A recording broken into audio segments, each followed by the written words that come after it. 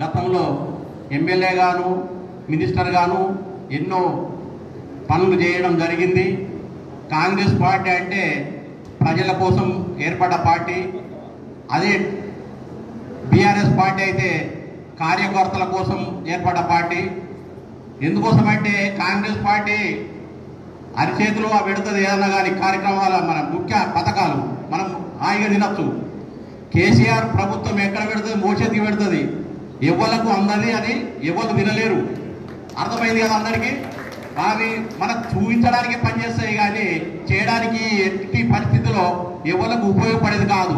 గ్రామానికి ఒకరు, మండలికి ఒక ఇద్దరు ముగ్గురుకు ఉపయోగపడే కార్యక్రమాలే కానీ అటువంటి కార్యక్రమాలు చేసినందుకు కాంగ్రెస్ పార్టీ కరెక్ట్గా కాదంటున్నా. కాంగ్రెస్ పార్టీ ఏ కార్యక్రమం చేసినా ప్రతి మనిషికి ఉపయోగపడేటట్టు చేస్తుంది. కాబట్టి ఇక ముందు మన 3 నెలలలో 4 నెలలలో మన ముందు పెద్ద సమస్య ఉంది. ఎలక్షన్. మన నాయకుడిని గట్టిగా ఇచ్చేసి పెద్ద మెజారిటీతో గెలిపించుకొని మళ్ళీ మినిస్టర్గా మనం చూద్దాము. ఇంకా ముందు వచ్చే పుట్టినరోజుకు మినిస్టర్గా ఏర్పాటు చేసుకొని ఘనంగా చేద్దామని అందరికి మనస్ఫూర్తిగా కోరుకుంటూ ఈ అవకాశం ఇచ్చిన పెద్దలకు. పట్టణంలో ఆ శివుడి దగ్గర కాంగ్రెస్ పార్టీ పెద్దలందరం పూజ చేయించి అభిషేకం చేయించి సుదర్శన్ రెడ్డి గారు ఆయురారోగ్యాలతో ఉండాలని,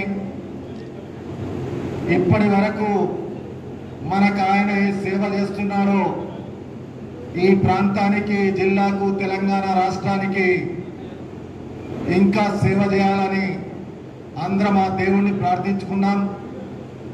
దాని తర్వాత ఇక్కడికి వచ్చిన సందర్భం లోపల చాలామంది సోదరులు నాకన్నా ముందు మాట్లాడినటువంటి వక్తలందరూ ఈ ప్రాంతాభివృద్ధి పట్ల, జిల్లాభివృద్ధి పట్ల, రైతుల క్షేమం కొరకు, విద్యార్థుల విద్యాభివృద్ధి పట్ల, పేదలకు వైద్యాభివృద్ధి పట్ల ఆయన చేసిన సేవలను కొనియాడినటువంటి సందర్భాన్ని గుర్తు చేసుకుంటూ ఇది మాకెంతో సంతోషమైనటువంటి విషయాన్ని మీ ద్వారా ఈ ప్రాంత ప్రజలకు తెలియజేస్తూ ఆయన జన్మదినం జరుపుకోవడం ఇది ఒక ఆనవాయితీ అయినా పుట్టినటువంటి కొందరు సార్థకంగా ఉండడానికి చేసినటువంటి కార్యక్రమాలను ఏ విధంగా మనం జ్ఞాపకం ఉంచుకుంటామో అదేవిధంగా ఈరోజు జిల్లాలో సుదర్శన్ రెడ్డి గారు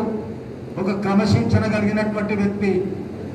నమ్మిన సిద్ధాంతం కొరకు, నమ్మిన వ్యక్తుల కొరకు అన్ని విధాల ముందుండి ఆశీర్వదించేటటువంటి వ్యక్తి.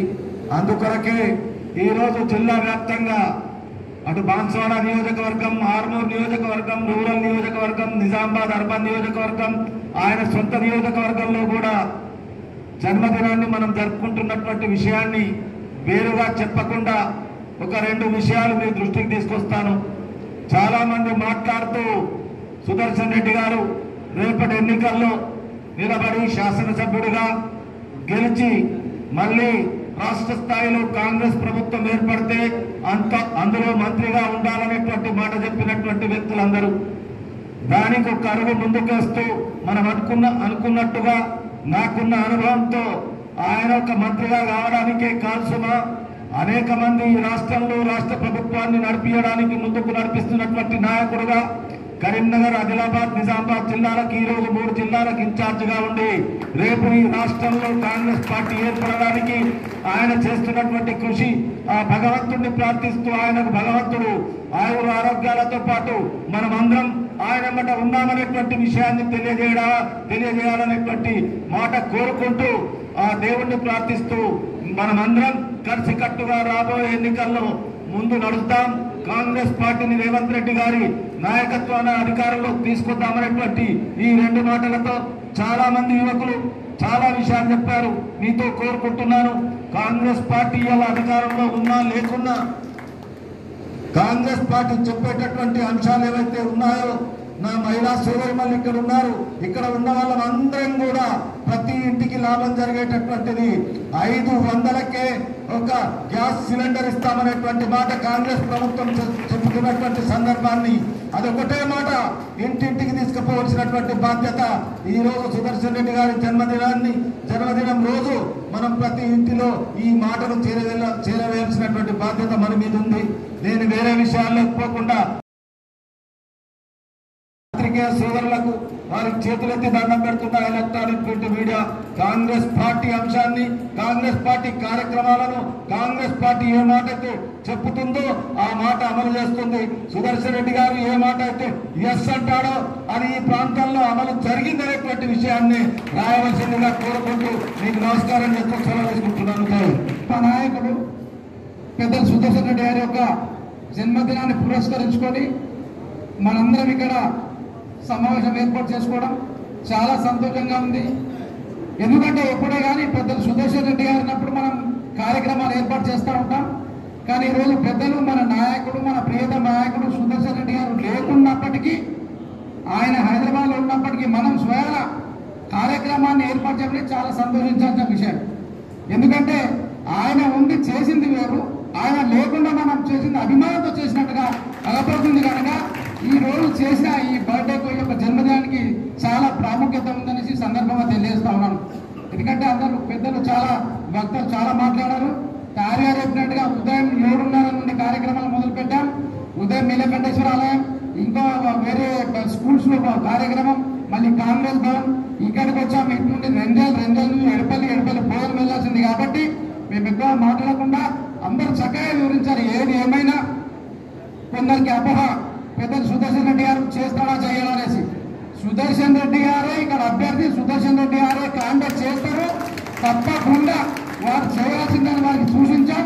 పెద్దలు రేవంత్ రెడ్డి గారు ఠాకరే గారితో నేను కష్టము అని అన్నప్పుడు నథింగ్ డూయింగ్, బోధన్ నుంచి మీరే కాంటాక్ట్ చేయాలని సుదర్శన్ రెడ్డి గారిని ఆదేశించడం జరిగింది.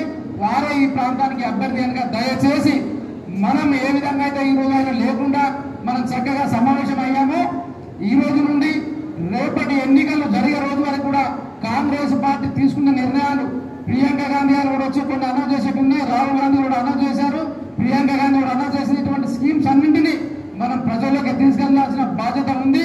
టీఆర్ఎస్ పార్టీకి సంబంధించిన నాయకులు ఎవరైతే వాగ్దానాలు ఇచ్చారో ఆ వాగ్దానాన్ని నెరవేర్చట్లేదు, ప్రతి ఒక్కరికి తెలుసు.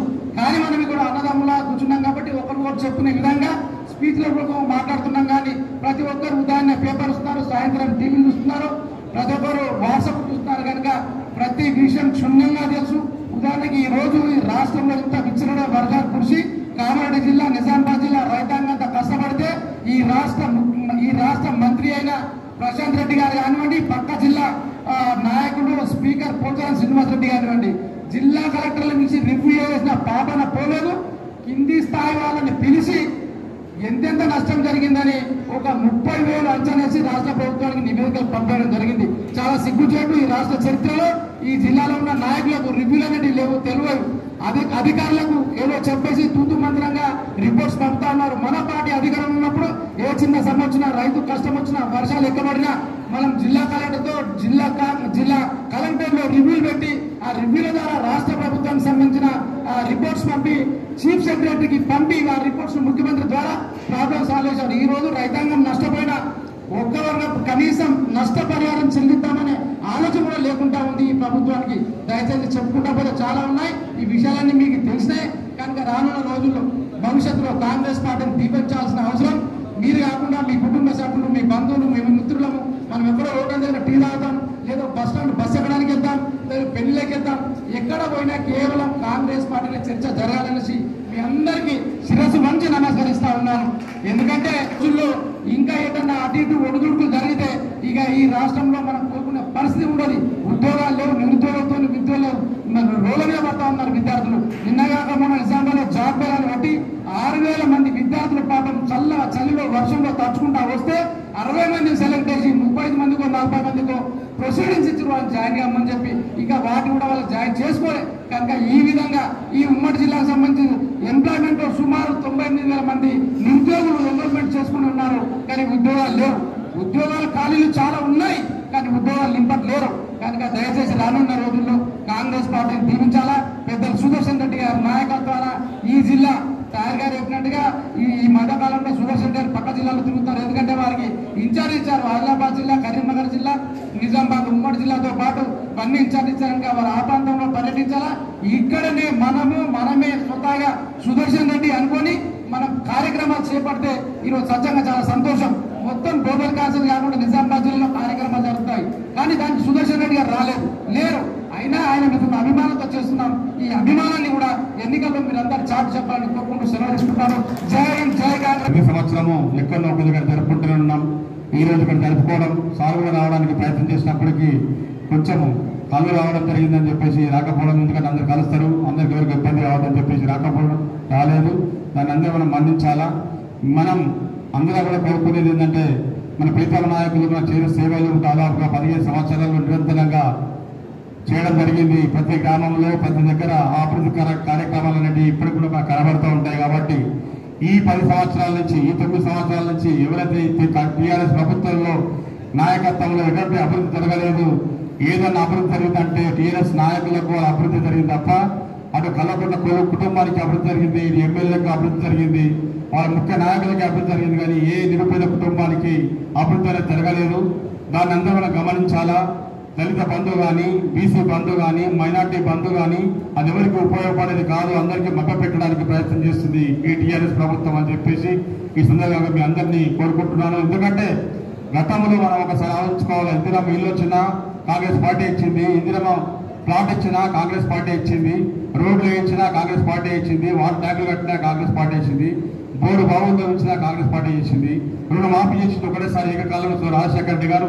రైతులు కష్టాలు ఉన్నప్పుడు మనం ఆదుకోవాలన్న ఉద్దేశంతో ₹1,00,000 రుణమాఫీ ఏకకాలంలో చేయడం జరిగింది. ఈ ప్రభుత్వం వచ్చిన తర్వాత ₹1,00,000 మనం అందరం ఇక్కడికి వచ్చినామంటే ఆయన మీద ఉన్న అభిమానంతో మనం వచ్చినాం.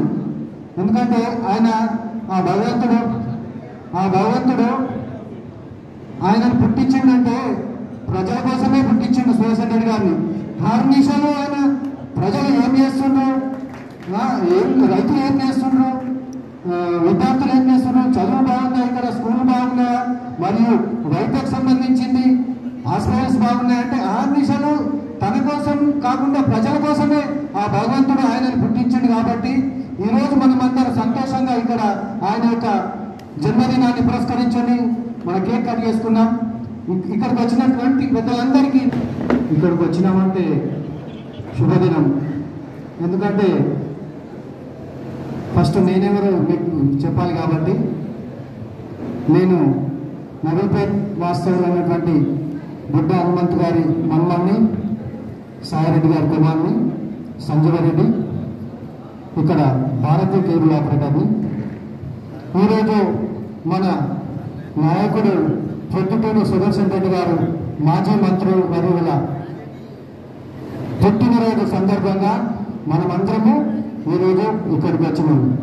ఇక్కడికి వచ్చినటువంటి జిల్లా నాయకులు కానీ, రాష్ట్ర నాయకులకు కానీ, మరియు మన మండల కాంగ్రెస్ నాయకులకు, మరియు మాజీ ఎంపీపీలు, మాజీ మండలాధ్యక్షులు, మరియు సర్పంచులు కానీ, ఎంపీటీసీలు కానీ, వార్డు మెంబర్లు కానీ, మరియు కార్యకర్తలందరికీ నా హృదయపూర్వక నమస్కారం తెలియజేసుకుంటూ సుదర్శన్ రెడ్డి గారు